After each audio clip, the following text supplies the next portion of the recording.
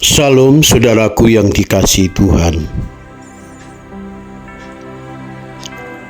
Manusia masa depan adalah orang-orang yang menyadari bahwa hidup di bumi itu bersifat sementara, bersifat fana, sesuai apa kata firman Tuhan di dalam Alkitab. Manusia masa depan itu menyadari bahwa di balik kehidupan nyata di planet bumi masih ada kehidupan yang sesungguhnya, yaitu kehidupan di langit dan bumi yang baru. Wahyu 21:1-5, Wahyu 22:1-5, 2 Petrus 3 ayat 13.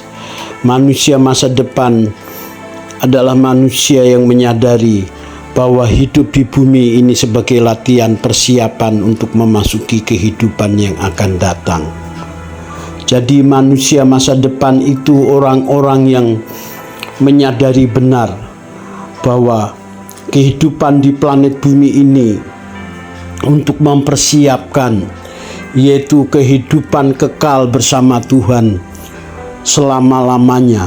Itu arti hidup sukses yang sesungguhnya jika manusia diperkenankan Tuhan masuk di dalam kekekalan bersama Tuhan di kerajaan surga.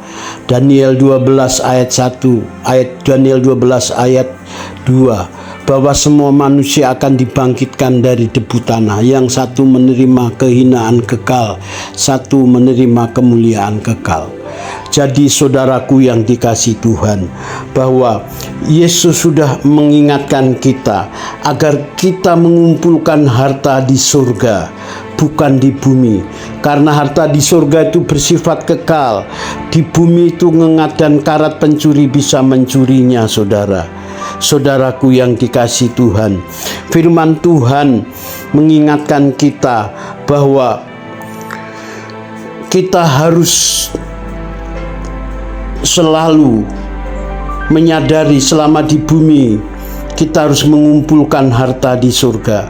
1 Timotius 6:18-19, peringatkanlah agar mereka itu berbuat baik, menjadi kaya dalam kebajikan, suka memberi dan membagi, dan dengan demikian mengumpulkan suatu harta sebagai dasar yang baik bagi dirinya di waktu yang akan datang untuk mencapai hidup yang sebenarnya. Alkitab sudah menulis hidup yang sebenarnya bukan di bumi ini.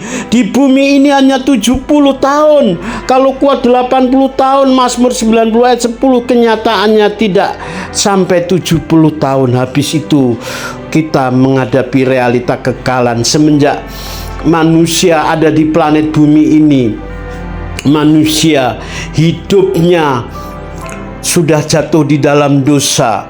Manusia hidup di dalam dosa, maka Tuhan Yesus datang ke dunia menghapus dosa dunia. Barang siapa yang percaya mau hidup menurut kehendaknya, mengikuti jejaknya, dia akan memperoleh kehidupan yang sesungguhnya, kehidupan kekal. Inilah manusia masa depan menyadari di bumi ini bukan hidup yang sesungguhnya.